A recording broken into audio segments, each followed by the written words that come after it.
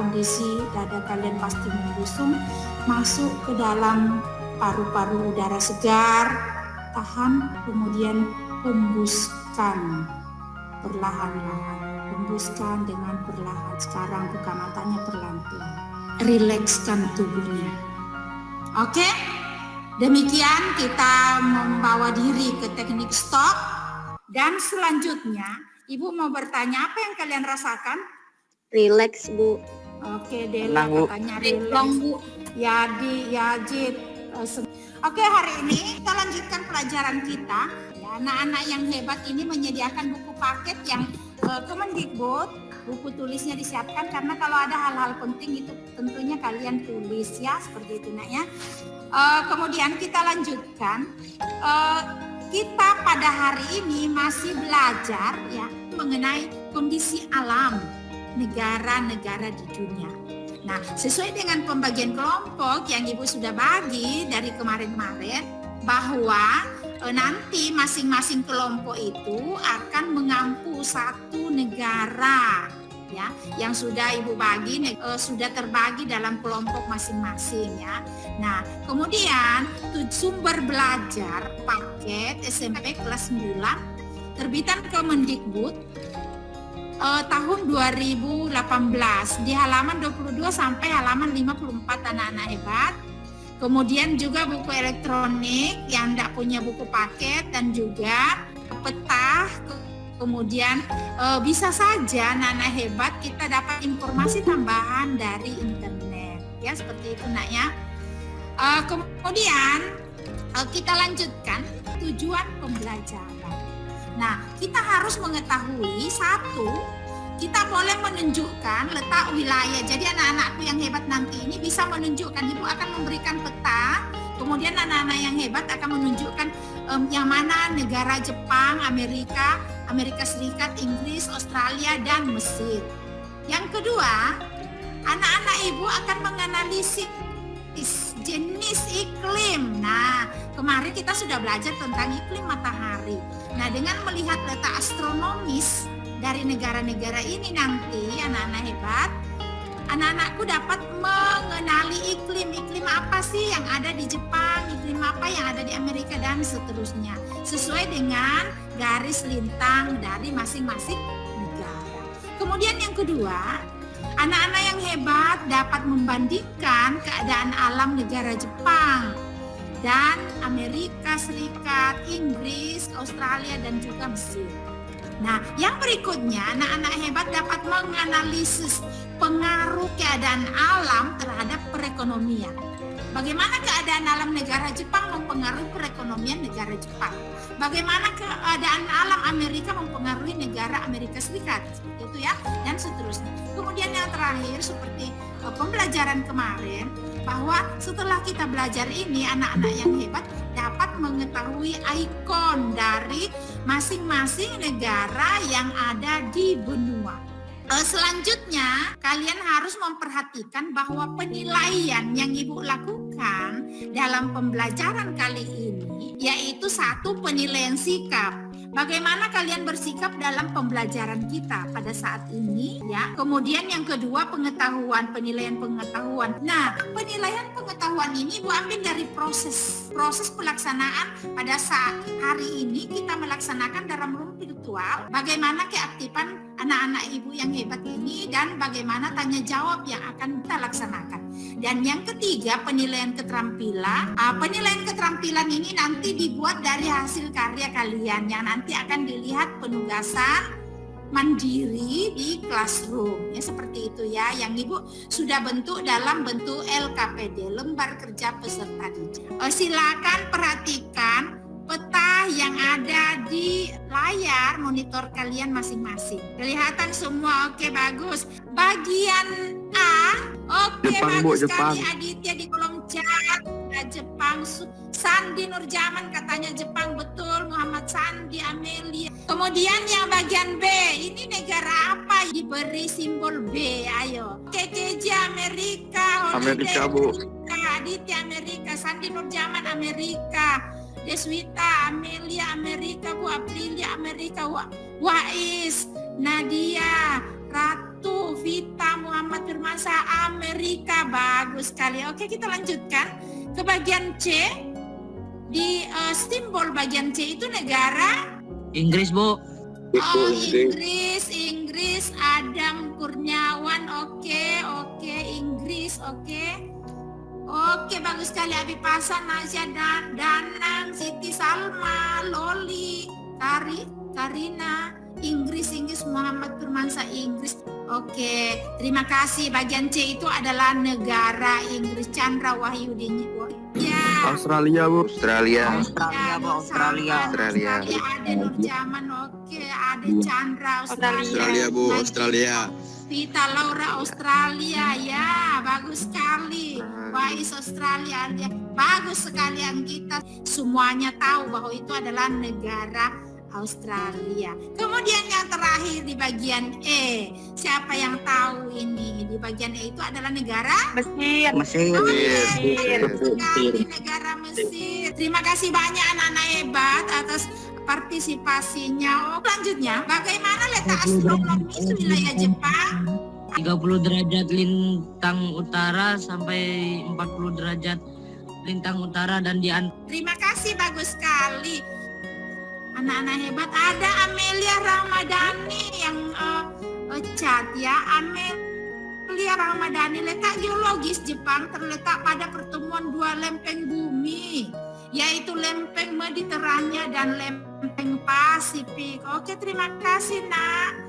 Oke, bagus sekali. Ada Abi Fasa yang chat. Secara astronomis Jepang terletak antara 30 derajat lintang utara sampai 47 derajat lintang utara dan antara 128 bujur timur sampai 146 derajat bujur timur.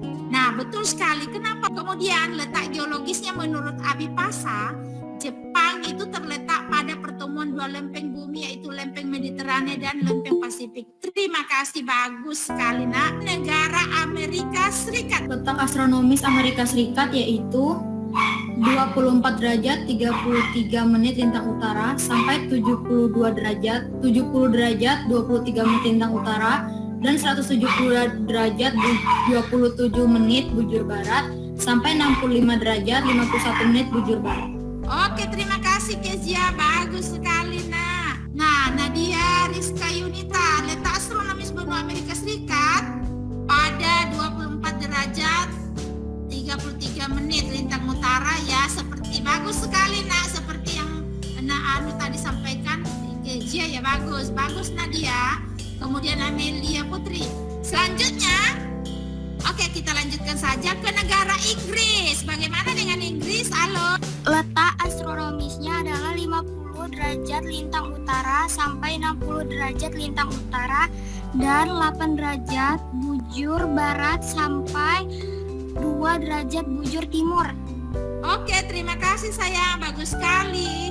Oh, Nadia Rizka Yunita, Inggris terletak pada 50 derajat lintang utara sampai 60 derajat lintang utara dan 8 derajat bujur barat sampai 2 derajat bujur timur. Oke. Selanjutnya letak geografis gimana? Letak geografi benua Australia selatan antara Samudra Pasifik dan Samudra Hindia. Ya, bagus sekali. Itu perbatasannya, ya. Nah, ya, batas-batas sudah disebutkan oleh Vita Laura. Kemudian letak geologisnya, ada yang bisa? Letak geologis benua Australia terdapat pada pegunungan yang berbaris di bagian utara benua Australia, yaitu dari Tanjung York ke Pulau Tasmania. Terdapat pulau dataran tinggi di bagian barat Australia, kemudian gurun pasir Gibson dan gurun Victoria di bagian barat dan tengah. Terdapat lembah Murray, Darling, dan Danau Erie. Oke, terima kasih. Bagus sekali, Nak. Oke, terima kasih. Sekarang kita lanjutkan kepada negara yang terakhir, yaitu Mesir. Silakan Mesir. Regita Hayu. Silakan, Nak, Regita. Letak astronomis Mesir adalah 22 derajat lintang utara hingga 30 derajat lintang utara dan 25 derajat bujur timur hingga 36 derajat bujur timur. Oke, terima kasih banyak. Bagus sekali. Letak geologis Mesir, delta Sungai Nil, daerah tersubur di Mesir dan menjadi pusat pertanian negara tersebut. Semenanjung Sinai, dataran tinggi yang berada di sebelah timur terusan Suez. Amelia Putri, silakan nak. Negara Jepang memiliki iklim bervariasi dilihat dari lintangnya, ditinjau dari letak bujurnya. Negara Jepang adalah negara yang beriklim sedang dengan mengenal 4 musim, yaitu musim semi, musim panas, musim gugur, dan musim dingin. Bagus sekali, terima kasih. Bagaimana dengan iklim Amerika Serikat? Silakan, Deja. Memiliki iklim beragam seperti iklim dingin, iklim kontinental, iklim darat, iklim subtropis, iklim tropis, dan iklim laut. Oke, terima kasih, bagus sekali Kezia. Silakan untuk Inggris. Silakan Deswita. Karena posisi lintangnya, Inggris memiliki iklim sedang. Negara ini juga dikelilingi lautan sehingga memiliki iklim laut dengan ciri sejuk dan basah. Ya, terima kasih nak. Bagus sekali Deswita. Oke, silakan untuk Australia. Siapa? Ia berada pada 3 wilayah lintang, yaitu wilayah lintang tropis, subtropis, dan sedang. Wilayah Australia yang masuk lintang tropis berada pada 11 derajat lintang selatan sampai 23,5 derajat lintang selatan. Dari arah tropis ke lintang sedang, suhu udaranya terus menurun. Wilayah Australia yang berada pada lintang tropis, suhu udara berkisaran antara 21 derajat sampai 27 derajat. Curah hujan di wilayah tropis khususnya yang dekat daerah pantai jauh lebih besar dibandingkan daerah pedalamannya, paling sedikit 1000 sampai 1500 mm. Jadi memiliki wilayah iklim sedang. Oke, terima kasih. Bagus sekali. Iklim yang terdapat di negara Mesir adalah subtropis dan gurun atau beberapa menyebutnya semi gurun. Iklim tersebut membuat Mesir memiliki 2 musim, yakni musim panas dan musim dingin. Oke, terima kasih. Ada Siti Salma, silakan Siti Salma dilanjutkan. Bagus sekali Regita ya. Tipe iklim yang ada di Mesir adalah iklim subtropis, arid atau kering. Perbedaan antara musim panas dengan musim dingin sangat besar. Musim panas di negara Mesir terjadi pada bulan Mei sampai Oktober dengan suhu rata-rata 31 derajat Celcius pada siang hari dan 15 derajat Celcius pada malam hari. Terima kasih. Oke, terima kasih. Bagus sekali. Oke, kita lanjutkan untuk Mesir. Silakan Nabi Paca. Dilihat dari sudut ekonomi, Jepang merupakan salah satu negara yang paling maju di dunia. GDP, produk domestik bruto, yaitu nilai semua barang dan jasa yang dihasilkan di Jepang dalam setahun, adalah kedua tertinggi di dunia. Dan merek-merek Jepang seperti Toyota, Sony, Fujifilm, dan Nah, tugas kita untuk memperbaiki perekonomian kita supaya lebih maju nanti. Demikian anak-anak hebat. Nanti kekurangan tadi boleh dilengkapi di catatannya nanti. Silakan tadi materinya yaitu letak wilayah negara Jepang, Amerika Serikat, Inggris, dan Australia dan Mesir itu beragam. Jika ditinjau dari letak astronomis, geografis maupun geologisnya. Perekonomian di negara-negara di dunia juga dipengaruhi oleh bentang alam. Sebagai contoh negara Australia yang mayoritas merupakan daerah gurun pasir dan padang. Nah, dengan demikian materinya telah berakhir. Anak-anak yang hebat, jangan lupa habis ini kalian mengerjakan tugas mandiri di classroom. Di samping itu nanti produk atau hasil yang kalian Ibu harapkan yang kalian buat nanti itu bisa berbentuk apa saja yang kalian inginkan dan kalian senangi gitu ya. Jadi hasilnya atau tugas-tugasnya nanti dikreasi sesuai keinginan dan kesukaan kalian. Bisa dibuat dalam bentuk dokumen, tulis di buku, bisa dibentuk dalam bentuk video, bisa dibentuk dalam bentuk brosur atau grafis atau dan lain sebagainya. Dokumen boleh ditulis dengan tangan, boleh, silakan ya. Jadi sesuai dengan kemampuan dan hobi kegemaran kalian ya. Nanti dikumpulkan sesuai dengan tujuan soal ya nak ya, tidak lari dari tujuannya. Silakan dikreasikan. Makin berkreasi makin oke ya. Tapi Ibu akan mengapresiasi semua tugas kalian. Silakan dikerjakan. Dan jangan lupa untuk membaca kembali materi-materi dalam bentuk PDF, PowerPoint dan juga materi video yang Ibu akan kirim ke classroom ya. Demikian pembelajaran hari ini. Terima kasih anak-anak hebat. Satu lagi yang Ibu mau pertanyakan dulu.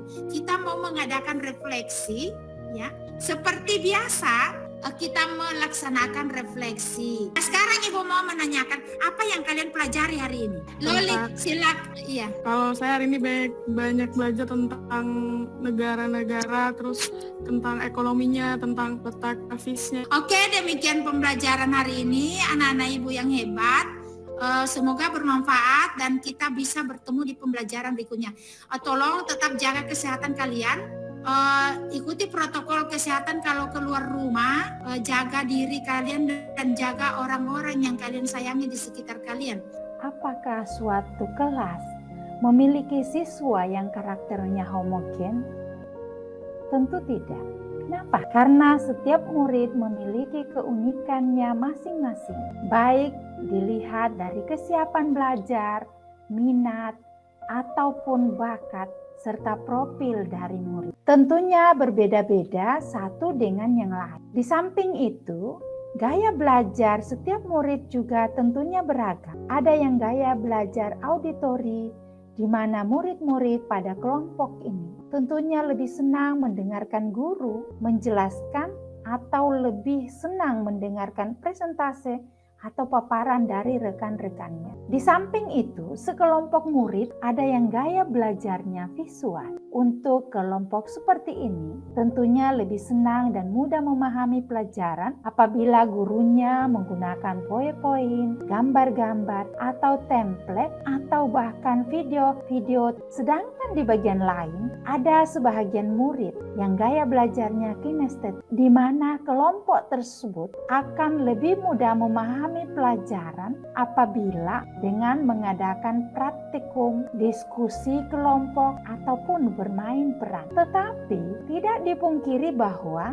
ada juga murid yang gaya belajar visual dan kinestetik atau visual dan auditori. Tetapi ada juga murid yang memiliki gaya belajar auditori, visual, dan sekaligus kinestetik. Itu semua adalah keunikan dari murid-murid kita yang kadang-kadang tergabung dalam satu kelas. Saya bersyukur sekali menjadi calon guru penggerak, mengikuti pendidikan guru penggerak, dan luar biasa banyak sekali pelajaran yang berharga yang saya dapatkan dalam pendidikan guru penggerak ini. Tentunya ilmu yang saya dapatkan menjadi tanggung jawab dan amanah bagi saya untuk dapat mengaplikasikan dalam setiap kegiatan yang saya laksanakan, khususnya dalam melaksanakan pembelajaran. Dan hal ini juga merupakan tantangan berat bagi saya untuk dapat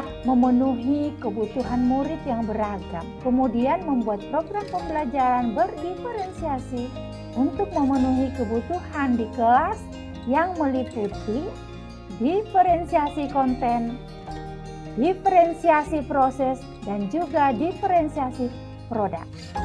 Nah, diferensiasi konten yaitu sumber belajar yang beragam seperti buku paket, PowerPoint, dokumen, video-video, gambar-gambar, dan lain sebagainya. Kemudian diferensiasi proses, di mana kesiapan murid dalam melaksanakan proses belajar. Tentunya guru menyiapkan berbagai model, metode, dan teknik yang digunakan, dan tentunya dikaitkan dengan kompetensi sosial emosional yang meliputi kesadaran diri, pengelolaan diri, daya lenting, kesadaran sosial, dan keputusan yang bertanggung jawab. Dalam pembelajaran berdiferensiasi dengan penguatan kompetensi sosial emosional, diharapkan setiap murid dapat menumbuhkan karakter baik dalam diri masing-masing dan sadar akan diri di masa depan, sehingga mampu mengelola diri dalam berhubungan sosial dengan orang lain dan pada akhirnya dapat mengambil keputusan yang bertanggung jawab terhadap dirinya dan juga terhadap orang lain. Dan yang berikutnya adalah